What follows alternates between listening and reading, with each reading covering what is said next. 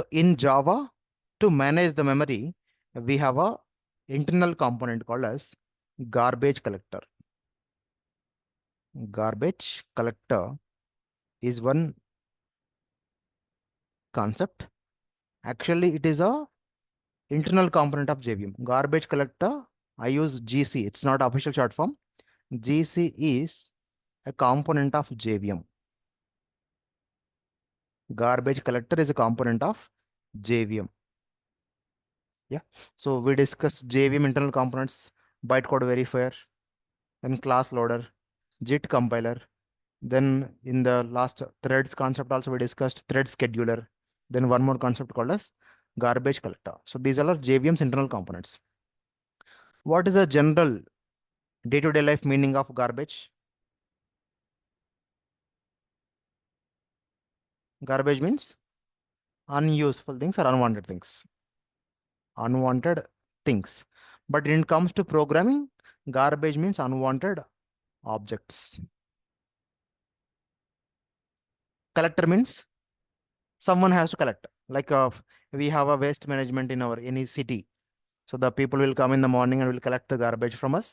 Similarly, here also, garbage collector, GC, garbage collector will clean what objects? So unwanted objects means unreferenced objects. Unreferenced objects. It means once the object usage is over, then there is no need of that object. Then that object has to be eligible for unreferenced. Then garbage collector will clean those objects. Okay. Then here I'm using my terminology very specific. What is that? Garbage collector will clean unreferenced objects only. Correct? Then objects will be stored in which part of memory? If you remember the memory management that we discussed in the previous class somewhere, we discussed that data segment. We discussed code segment. Then there is a stack, then heap, and then followed by string constant pool. So these are the 5 memory segments that we discussed previously. Then what is the terminology I'm using? Only objects. All objects will be stored in which segment of memory? In heap segment of memory. Objects will be stored in heap segment of memory. Then garbage collector will clean which part of memory? Heap memory only. Okay. That means garbage collector will clean only this heap part of memory. And for your information, SCP is also a part of heap. It's part of heap. For example, heap is some 100%. Then in that SCP is some part. That's how we have to understand. So this entire part where the objects are there, that will be cleaned by garbage collector. Then who will clean this? Data segment, code segment, and this part and all. Which entity will clean? It is a system's memory management, local operating system. OS will clean the OS operating system will manage the memory for the remaining segments. Garbage collector will manage for the heap segment and all or the objects part. Clear? It's a operating system level. This is a Java program level, Java level. So then when this garbage collector will clean, is it every time or after every program execution, or is there any some rule for that? After every program? No.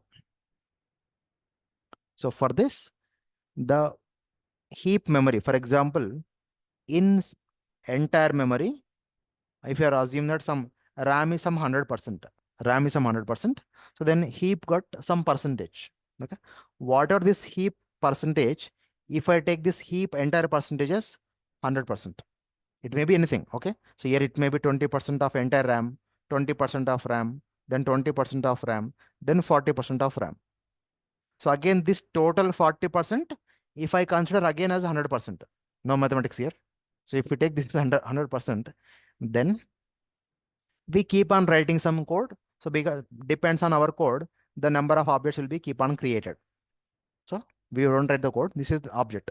The number of object 1, 2, 3, and so on. Some n objects will be created. So then when the number of objects are increasing, the memory will be full, no?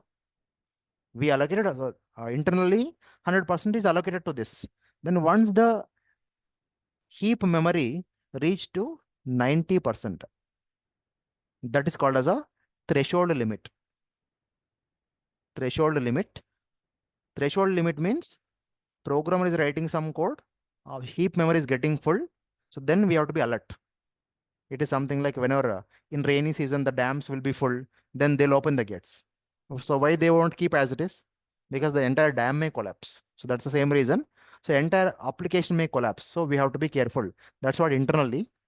So once the heap memory reaches to this threshold limit, then JVM will alert garbage collector. JVM will alert the garbage collector. Then garbage collector will come to the heap memory and clean or destroy or eat up all those objects. Yeah. So once again it's done its job, then the memory will be little more free. Again the program execution will happen. So during this garbage collector cleaning process, program execution will be halted by JVM. JVM will wait for that fraction of second for garbage collector to clean the heap segment of memory when the threshold limit is reached. It's not every time. Whenever that threshold limit is reached, then only garbage collector will clean by default. By default. Yeah. So this is what the first initial part of the garbage collector. Then as a programmer, can we write some code so that whenever we want, garbage collector will come and clean the objects as a programmer? Yeah. So being a programmer, as a programmer can write a line of code. Programmer can write a line of code called system, capital S first one, dot gc for garbage collector. So system dot gc is one method. This line of code, a programmer can write this line of code to call the garbage collector. But there is no guarantee for garbage collector to clean it. Even though we are writing a one line of code, it is only a request from the programmer. Programmer cannot order. It's a request. So we can request garbage collector, but if garbage collector fails to clean, it will clean. It's not because we write it will come and clean. It will not. Okay. It is only a request from the programmer. Okay. So then there is one more approach also. Programmer can call the garbage collector. So by using the second approach called as runtime is one class dot operator so that we can access the methods of it. Get runtime is another method dot gc garbage collector. So this is the second approach of programmer can write a line of code to call garbage collector. It is also again a request. It's also again a request only. So it means when JVM feels that memory is insufficient of execution, then only JVM will instruct garbage collector. Garbage collector will go and clean the heap segment of memory, the unreferenced objects. So, but a programmer can only make a request of it. We can't order. Clear? So this is just the first part of garbage collector as a new concept. Any questions? Any of you online? Any questions?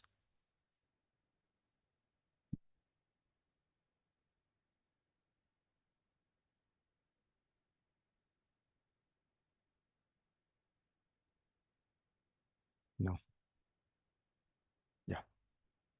So then there is a next concept which is very important for interviews. That is, we discussed somewhere previously about final, correct? What is final?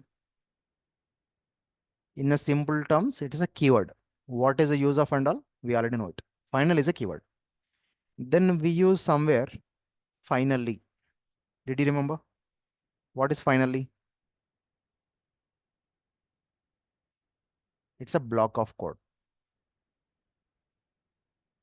Yeah.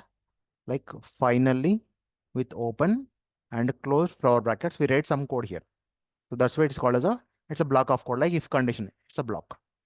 Then in Java, there is one more thing called as finalize is the third one. Finalize is a method. You will get a question, throw, throws, throwable, and then finally finalize. In interviews, being a fresher or being experienced also, you have to expect these questions. Okay. Then we know final keyword we can apply to variables. It will not be modified the value. We can apply final keyword to methods. We can't override. We can apply final keyword to classes. We can't inherit. And when it comes to finally is used for cleaning the external objects. Yeah, closing the connections of the external objects. Then what's the purpose of this finalize?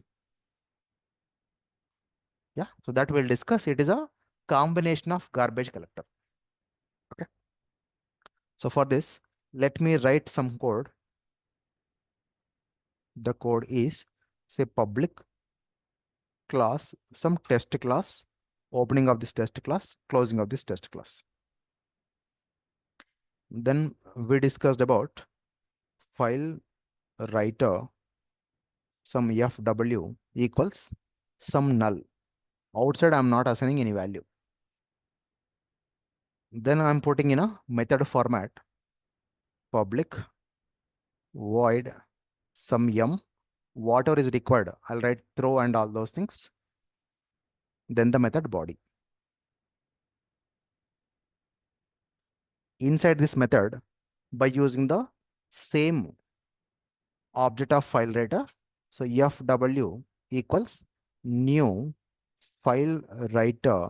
So we can take a file path called abc.txt, then end of that line. So then followed by, so we are throwing it. Then followed by, here there is a method, access modifier, return type, method name called as finalize. And inside this finalize method, so we are writing the closed connections called fr.close. Oh, sorry, fw file writer dot close.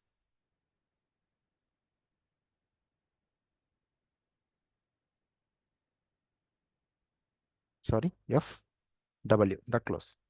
So then how do we execute this one? We'll take one class and inside that main method, and inside this main method we can create the object for that class A. But I am not creating object directly. So by using a loop approach for int I equals 1 to start, I should be less than or equals to some 1000 times, then I plus plus. This is semicolon. Then inside this loop body, I'm creating the object. Which class? Okay, so I'll take this as A. Okay.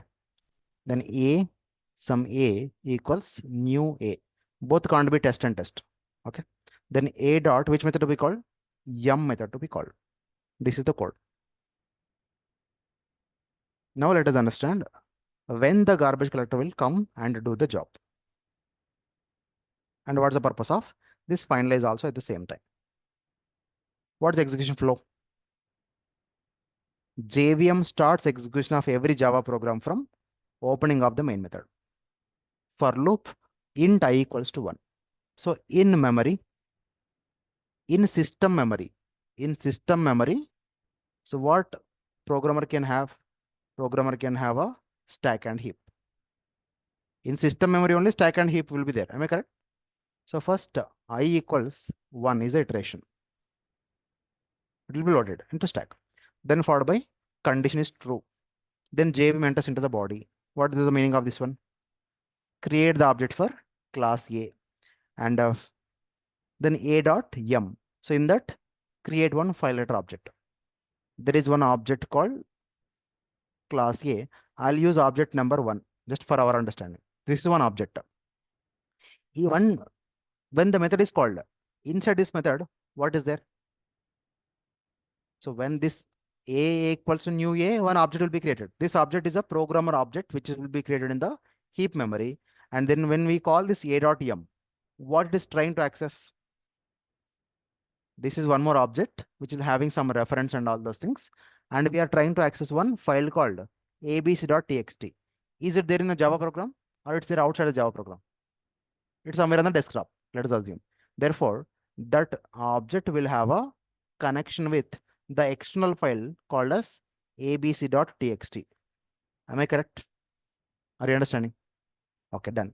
So first time object got created, whatever it is has to do, all that purpose it is done. Then JVM comes to incrementation of I value. I will become 2. So this is the second object, second I value. Then for second I value, again JVM enters into the loop body. What is there? New. One more new object, or it will reuse the existing object. Every time new keyword will create, always a new object only. So therefore, this second iteration has a, so previously this is the I value which is pointed to. Now I value is 2, which is pointed to next object called as 2. Then this will be there. This will be removed. That connection will be removed. Then second. So when inside the second, what is there? Again, a.m. A.m means what? This object also has to interact with one more external file called abc.txt. Correct? So like this, assume the I value reached to 500. One fine time, I will become 500 means all these objects, all these files. Then it is a 500th object, and also 500th time it is interacting with abc.txt. Now, because of these 500 objects, heap memory got full. Heap memory got full. So it means it reached to the threshold limit. So now what JVM has to do? Yeah, because this heap memory is full after some 500 iterations, then JVM will halt the program. It will not stop. It will not end, but it will hold or pause. JVM will pause the program execution. And JVM call one of the component called as a garbage collector. Garbage collector. Then what is the responsibility of this garbage collector? Garbage collector will should go to heap memory and clean unreferenced objects. Now, is there any reference for this first object? No. Second object, up to 499? No. Only 500th is there, up to 499. They all are unreferenced objects. But from Java program end, they are unreferenced. But what about this reference? This one object still having a reference of abc.txt. 2 also has a reference of abc.txt. Like this, all 499 times abc.txt is say referenced. Reference. Then who has to remove this reference? Because maybe internally or externally, if some reference is there, then JVM will garbage collector will not clean. It should be completely unreferenced object. So then, in this scenario, internal reference is not there, but external reference is there. Then garbage collector will check for programmer has written anywhere any finalize method or not. Garbage collector will look for finalize method code. Is programmer is writing any official code of closing those files connections or not? Garbage collector will check. Yes, garbage collector, when it's checking, yes, fw.close for the first time, then garbage collector will close or finalize method will close these connections. Then what will happen? All these objects will be unreferenced from any of the internal or external objects.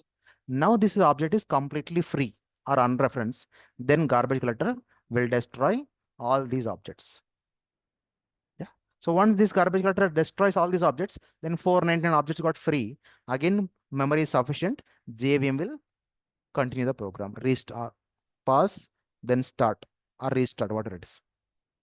Okay, continue from there. From 500, 501, 502. Then if somewhere again, if it feels or JVM encounters that threshold limit is reaching and it's danger, so then again JVM will pause, JVM will call garbage collector will come to heap memory and check for unreferenced. If any references, check for the finalize method. If finalize method is not there, then garbage collector will simply clean. That's all. It's programmer responsibility. So if you want to destroy randomly or just abruptly, or if you want to destroy meaningfully, then programmer has to write this finalize method. So otherwise, if programmer writes finalize, then garbage collector will check that finalize method. If not, garbage collector simply clean the objects of the memory. So this is what will happen. And all these things is a internally. So programmer need not write anything, not even GC also. System.gc also not required. Runtime dot get runtime dot gc also not required. Only thing programmer has to write it. If it is any important thing, abruptly something should not be closed. Then if it is that important, we can write a finalize method. Yeah. So if a finalize method is there, then garbage collector will respectfully destroy the object. If finalize method is not there, no respect. It will simply destroys all the objects which are unreferenced from the programmer. I mean, this reference end like that. So this is the memory management, and because of Java's a strong memory management, that's also one of the reason for Java to be very popular. Understood? Yeah. What is this complete finalize method syntax and all? Protected some return type void or will be there, and throwable will be there. So you can check it. So this is about the garbage collector concept. Then finally, the next concept called collections.